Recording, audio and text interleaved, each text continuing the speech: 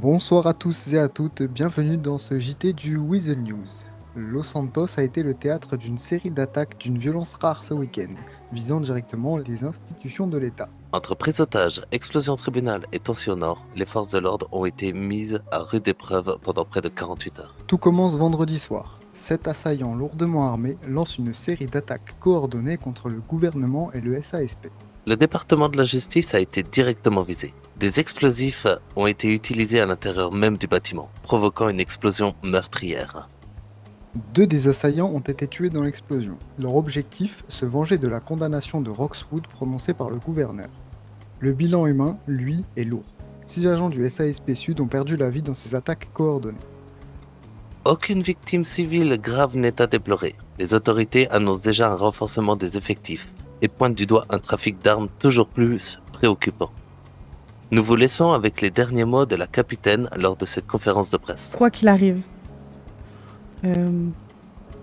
même si on est en deuil et on va avoir un peu de mal à en sortir, quoi qu'il arrive, nous serons toujours là pour les citoyens.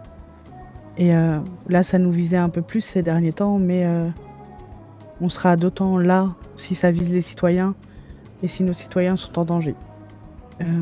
Ne perdez pas confiance. Quoi qu'il arrive, on sera sur le terrain. Dans ce contexte tendu, une information plus rassurante. Après une dizaine de jours de fermeture pour travaux, les douanes de l'État reprennent du service. Les postes Est et Ouest sont désormais ouverts, permettant un retour progressif à la normale sur les axes de circulation.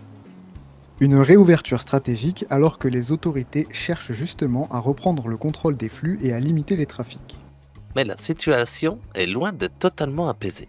Direction le nord de l'État, où un incident pour le moins inhabituel a provoqué de vives tensions. Le 14 avril, à 22 h, le groupe de motards Black Reapers s'en prend directement au SASP Nord en volant un cheval appartenant aux forces de l'ordre. Une action revendiquée en réponse au vol présumé d'un cuir de leurs membres, par la capitaine de police elle-même. La situation dégénère rapidement. L'un des individus affirme être équipé d'une bombe et menace de la placer sur l'animal. Une négociation totalement hors norme s'est alors engagée. Pour mieux comprendre ce qu'il s'est passé, je vous propose de regarder les images tournées sur place. Bonsoir à tous, ici Pang du Weasel News. On se trouve devant le poste de police du Nord. Il y a actuellement une manifestation organisée par les Black Reapers. Mais ils nous ont avoué que ce n'était pas une manifestation, c'est plutôt une prise d'otage, car ils se sont fait voler leur cuir par la capitaine de police. Mais le plus grave dans tout ça, c'est qu'ils ont pris en otage un cheval. Un cheval! Vous imaginez? La honte de s'en prendre à des animaux. Franchement, la honte, les Black Reapers. C'est trop la honte. Finalement, l'opération prend fin à 22 h 30. Le cheval est récupéré sain et sauf par le SASP Nord. Une issue sans victime, mais qui soulève de nombreuses questions sur les méthodes employées et les limites franchies. Entre attaques coordonnées et incidents imprévisibles, les autorités font face à une situation toujours plus instable.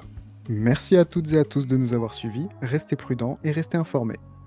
Excellente soirée à tous.